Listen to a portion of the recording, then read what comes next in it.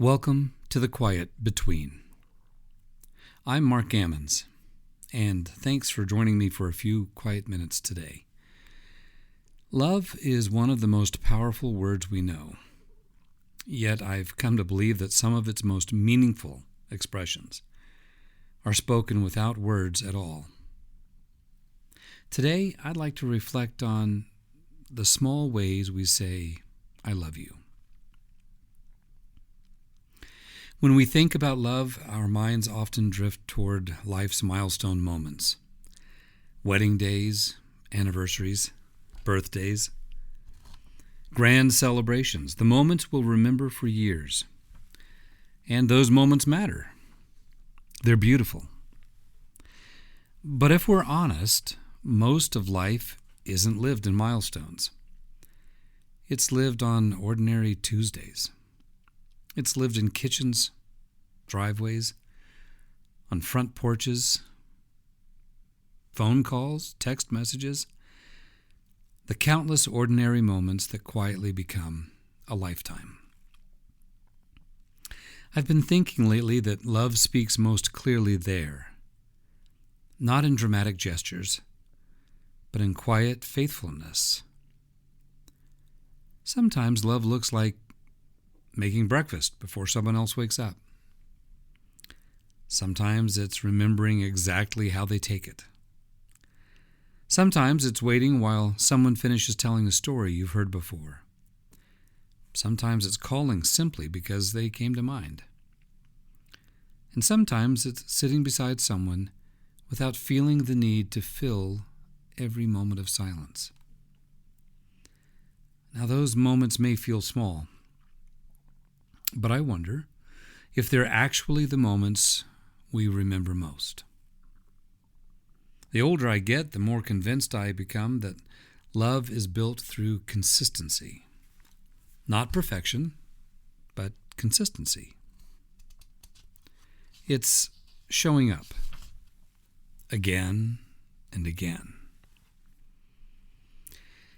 It's choosing kindness when impatience would be easier. It's paying attention. It's remembering. It's noticing. I've known people who possessed an extraordinary gift for making others feel important. One of those people is my wife, Mindy. She has a way of getting just the right, most thoughtful gift for any occasion. She spends sometimes hours looking for just the right thing, for just the gift that's going to be the most meaningful to that person on that day or for that occasion. They usually aren't huge gifts. They usually aren't anything extravagant. But they are always just the right thing. That is a gift that she has and that she shares with everyone in her life. There is not a person in her life, me, her husband, her children, her grandchildren, her friends, there's not a single person for whom she doesn't give the highest degree of thoughtfulness and planning to find just the right present, just the right gift. That's a sign of someone who loves you. That's how she shows her love, one of many, many ways. Now, when you get a gift from someone like that, or when you're around someone who just has that knack for making you feel important, it's not because they're famous or especially outgoing. It's because when you are with them, you feel seen. You feel heard.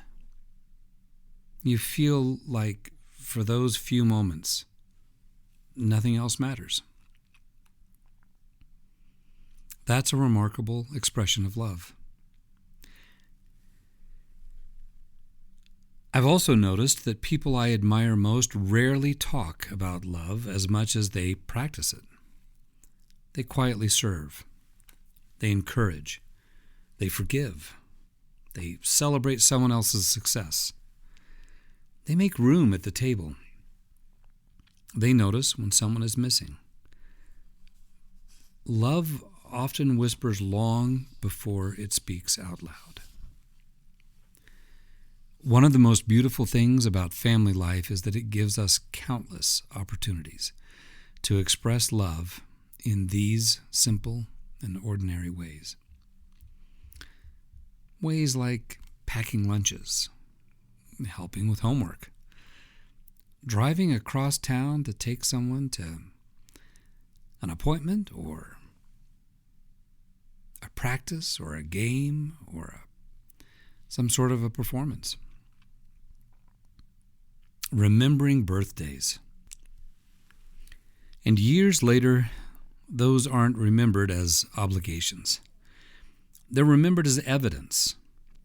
Evidence that someone cared enough to be there. I've come to believe that one of the greatest gifts we can offer each other is the confidence that they matter. Not because of what they've accomplished, not because they've earned it, not because of any reason, but simply because they are them. That kind of love changes people. And the beautiful thing is that it rarely requires anything dramatic. Just intention and attention and presence. Not a gift, but being there with them. That's probably why I find myself appreciating life's quieter moments more and more. That fun, simple conversation after dinner. A walk with someone I love. And a hug that lasts just a little longer. A grandchild climbing into your lap with a book. A friend who remembers to ask how you're really doing. Love is quietly at work in every one of those moments. But we've got to notice it. And maybe today is a good day to ask ourselves one simple question. Who in my life could be reminded that they matter? Not next week, not on their birthday, but today. Perhaps all it takes is a phone call, a handwritten note, a sincere thank you, a few unhurried minutes. Now, the wonderful thing about love is that it rarely asks us to do extraordinary things. It simply invites us to do ordinary things, but do them extraordinarily well.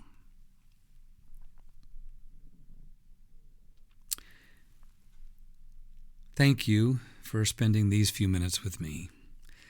As you go through the coming days, I hope you'll find one simple way to let someone know they matter. It doesn't have to be elaborate. Sometimes the smallest expressions of love become the memories that people treasure most. If today's reflection has resonated with you, I'd be honored if you'd share it with someone who means a great deal to you. And if you'd like to receive future reflections from the Quiet Between, please join us. Until next time, may your life be filled with quiet acts of love, faithful friendships, and the joy of helping others know that they are deeply valued.